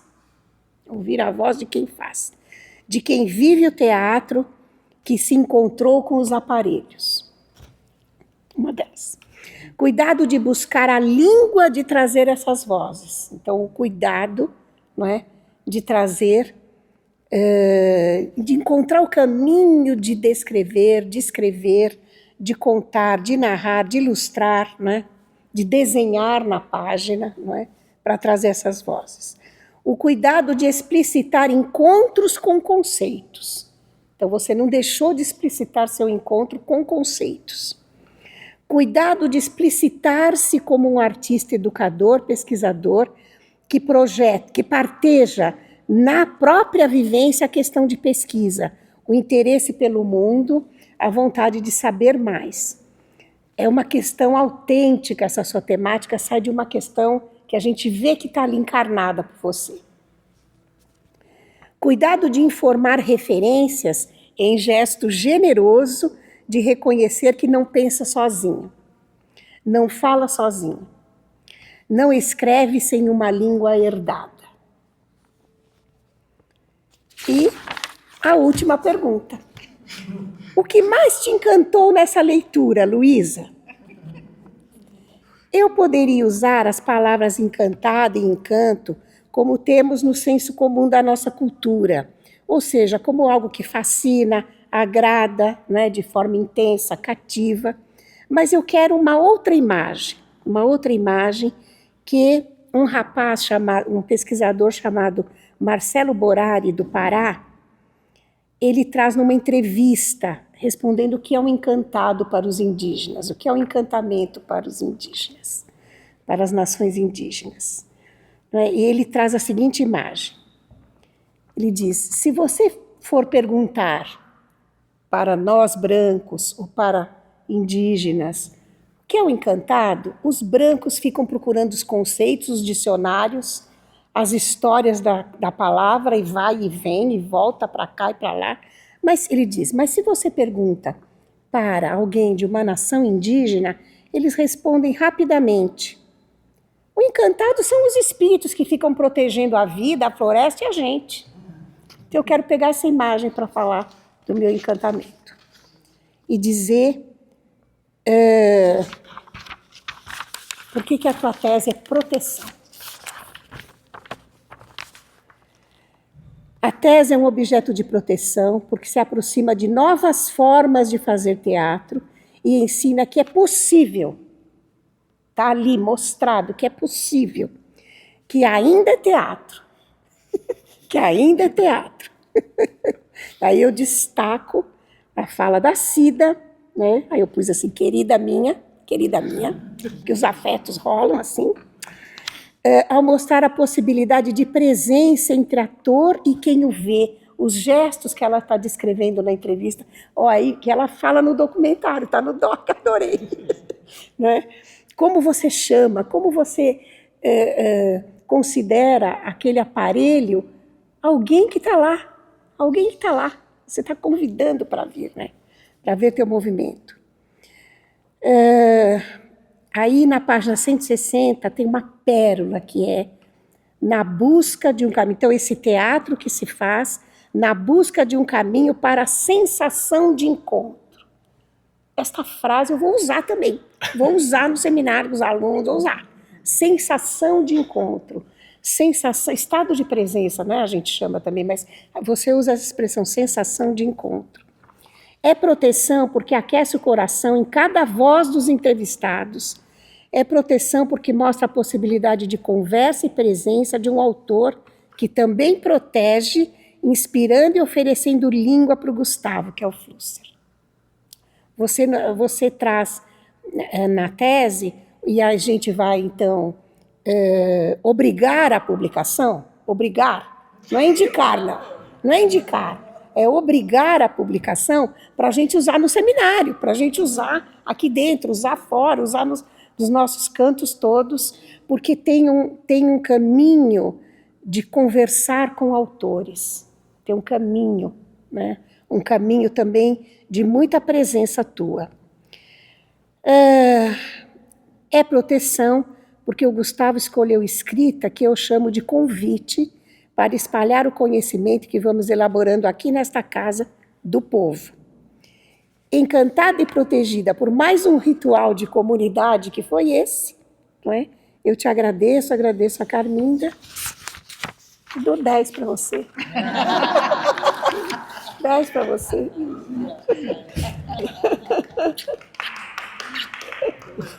Que lindo chegar nesse momento, que lindo.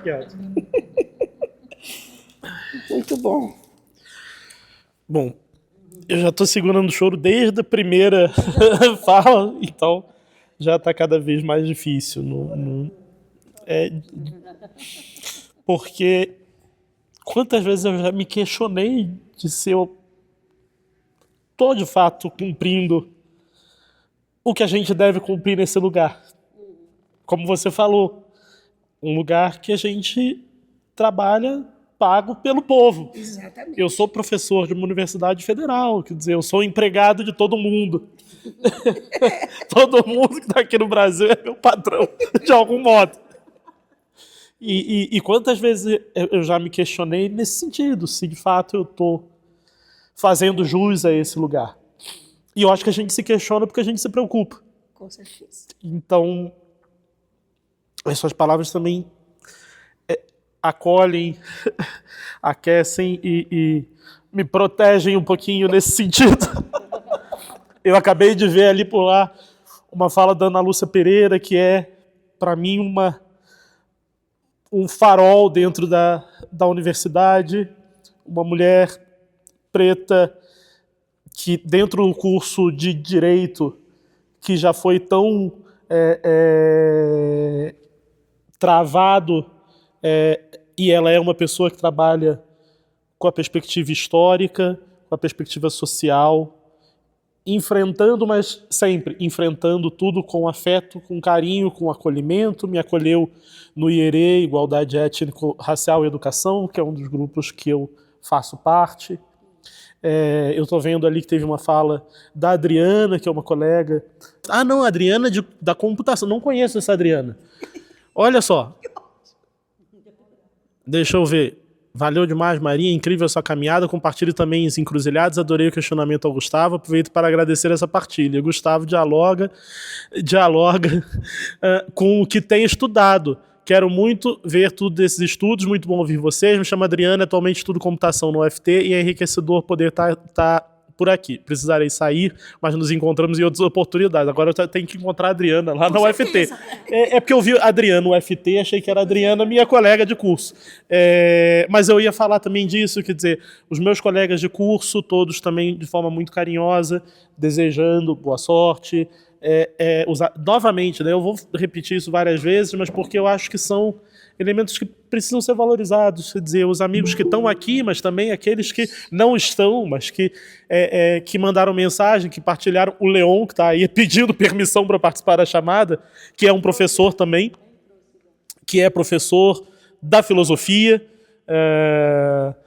Leon, ô Leon, ça va, Leon? O Leon estava na Suíça esses dias. O quanto que isso que você fala, para mim é fundamental essa ideia de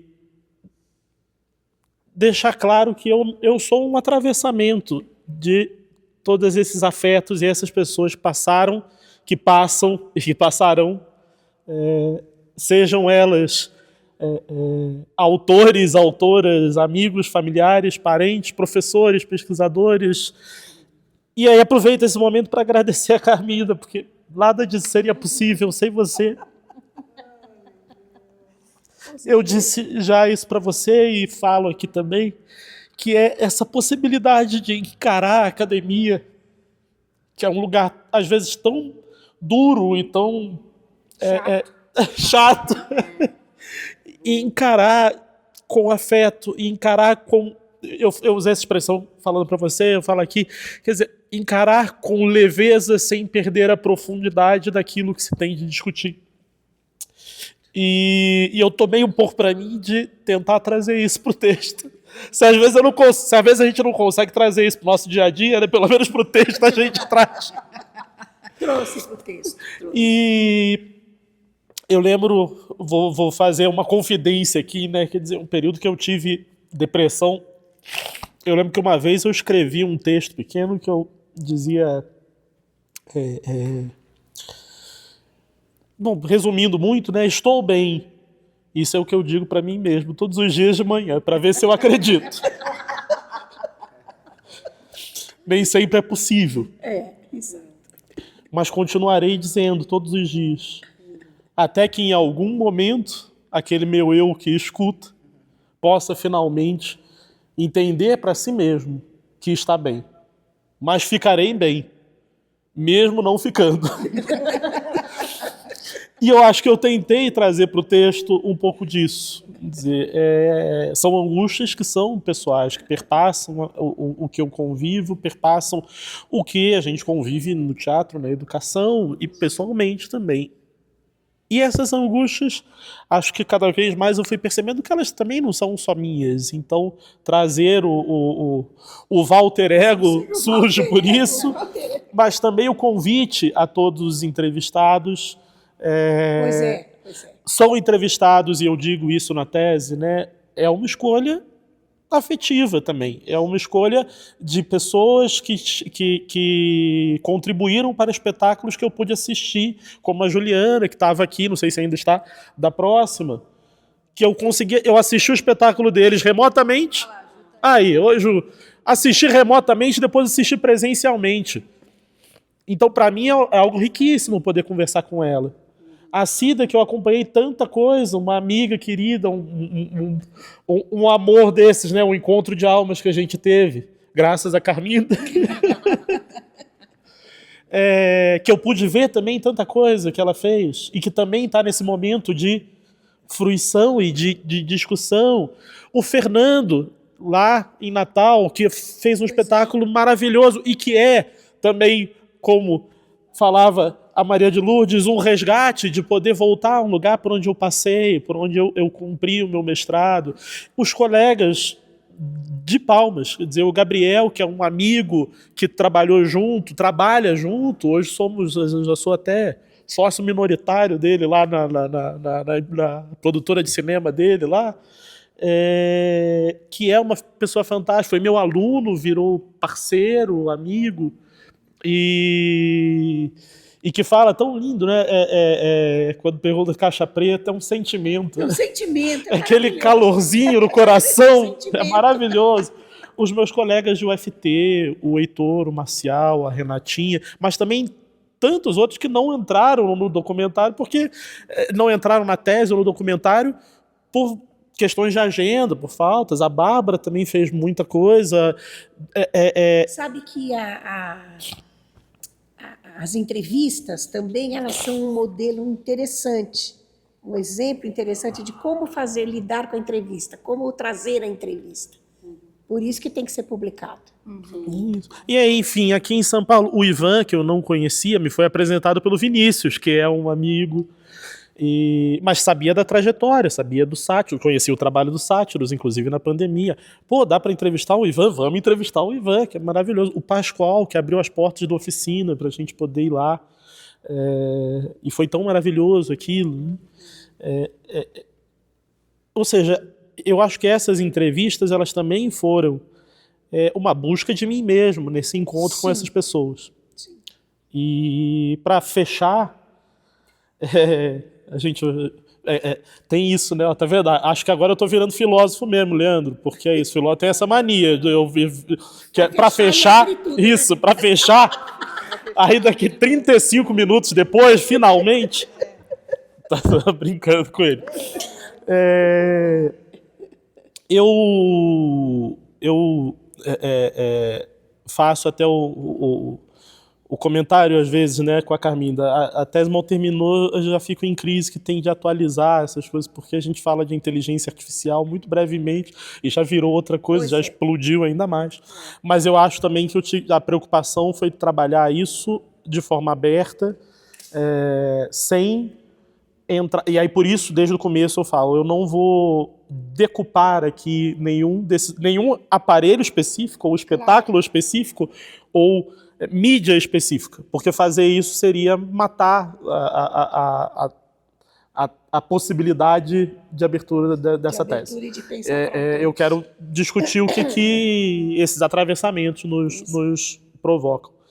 E finalmente, de novo, última questão mesmo, muito tempo a gente, nessa relação com as inteligências artificiais, né, um dos problemas que é a discussão da criação, que elas organizam, de certo modo, informações, elas não transcendem, não criam para além. Mas aí a pergunta, o que é transcender? E eu acho que está no diálogo com a Sueli. Pois é. Tem uma característica que é humana ali, da interpretação, do buscar encontros, do buscar questões. E eu cresci muito tempo dentro dessa lógica. Em questões que eu trabalho com teatro, eu sempre gostei muito de trabalhar com texto, com dramaturgia. E sempre gostei muito de trabalhar com dramaturgia já pré-existente. E por que não escreve um texto? Por que não escreve... Mas é que eu gosto tão mais de encontrar nessas vozes passadas e me encontrar nelas e dialogar. E na terapia eu discutia sobre isso, como eu muitas vezes me vi de forma menor como um organizador, simplesmente, e estava lá discutindo na tese que muitas vezes esses aparelhos eles só organizam. E qual a diferença? Mas é porque ali eu estou tentando me encontrar e dialogar e trazer essas vozes e torná-las um pouco minhas, mas também me doar para elas. Enquanto nos aparelhos informacionais, novamente, o aparelho não tem sentimento, ele não tem sensação. Quem vai projetar isso somos nós. E aí nessa relação, eu comecei a me sentir muito feliz com essa possibilidade de ser um grande organizador dessas vozes e através delas poder me encontrar. Então,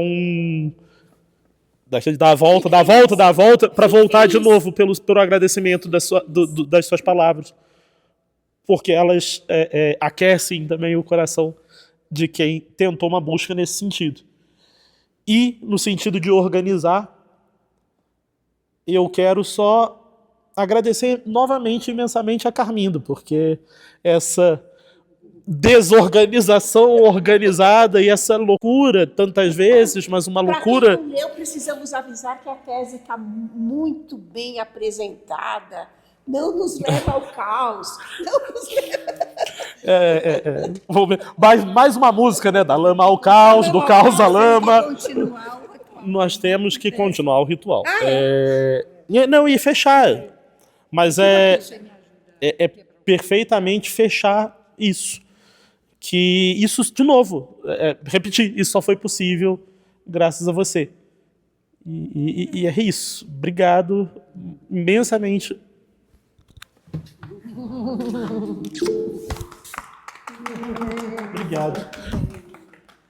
Obrigado, gente. Passo o microfone. Tá você e Luiz. Luiz tá com o microfone também aberto. Então as duas falando. Tá vendo, Kátia, que filhão que você tem? Amoroso demais. A Kátia e o Jorge também. Eu queria... Agora a gente tem que fechar, encerrar o nosso ritual. No convencional, a gente... É assim, eu escutei 4 vozes maravilhosas, queria agradecer demais. E percebi que todos vocês aprovaram o trabalho, né?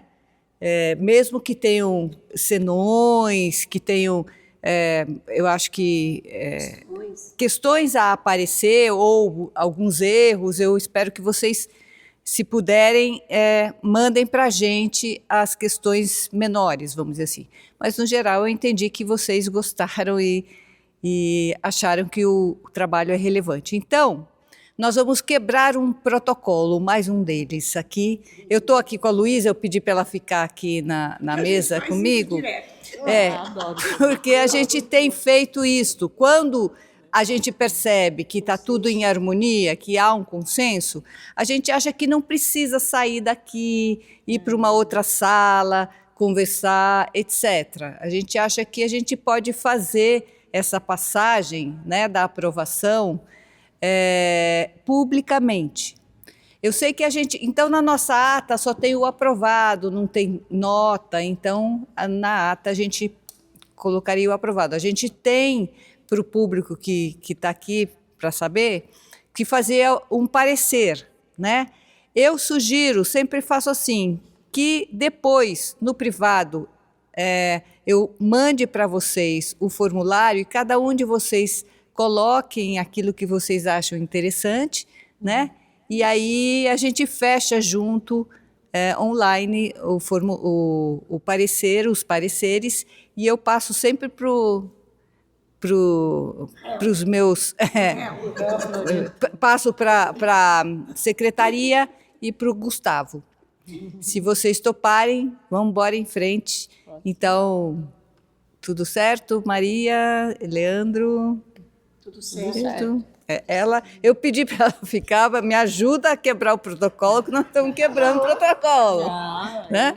Eu adoro. A gente conversa a tarde inteira, depois se fecha para falar no seu para falar outra coisa, né? Então, eu vou colocar aqui, né? Vou pedir para que as pessoas levantem. Pra gente. E eu queria, inclusive, os pais, né? Queria dizer que hoje nós temos o Gustavo com a sua tese de doutorado. Deixa eu ler o nome, né? Com a sua tese de doutorado, Gustavo Henrique Lima Ferreira, tem a sua tese Navegando entre Caixas Pretas, a jornada de um professor de teatro entre cenas e aparelhos, devidamente aprovada pelos membros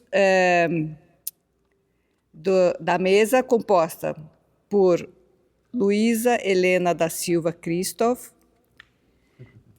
por Leandro Beck Freiberg, é assim? Freiberg, pela doutora Márcia do Carmo Felizmino Fusaro e pela professora Maria de Lourdes Barros da Paixão. Devidamente aprovado, então nós temos aqui o nosso doutor.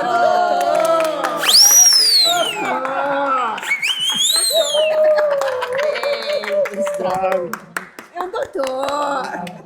Obrigado. Professor doutor. Obrigado.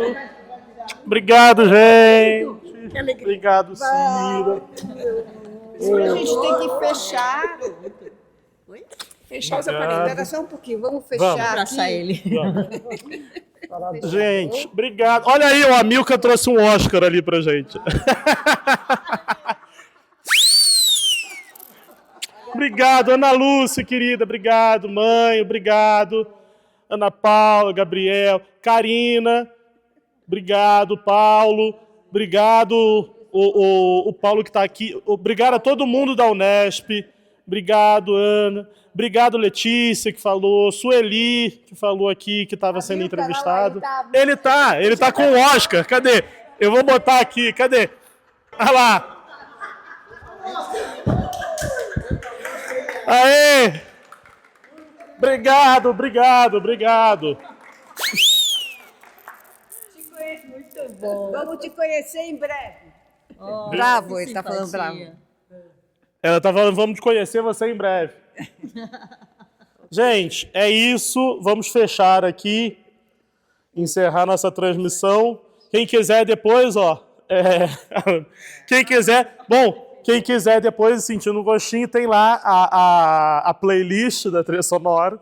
E depois a gente vê, porque aí se for publicar, aí não pode ter as músicas, tem direito autoral. Então tem que aproveitar a playlist agora, gente. É isso.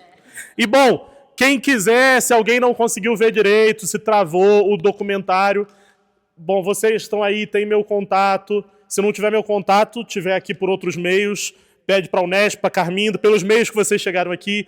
É só falar comigo que eu mando internamente, porque a gente não pode deixar ele aberto, exposto, porque senão, se a gente for mandar para festival, eles não aceitam. Então a gente só pode compartilhar informalmente, a gente pode compartilhar ele informalmente, mas é isso. Também fica aberto para quem quiser ver, rever ou mostrar para alguém.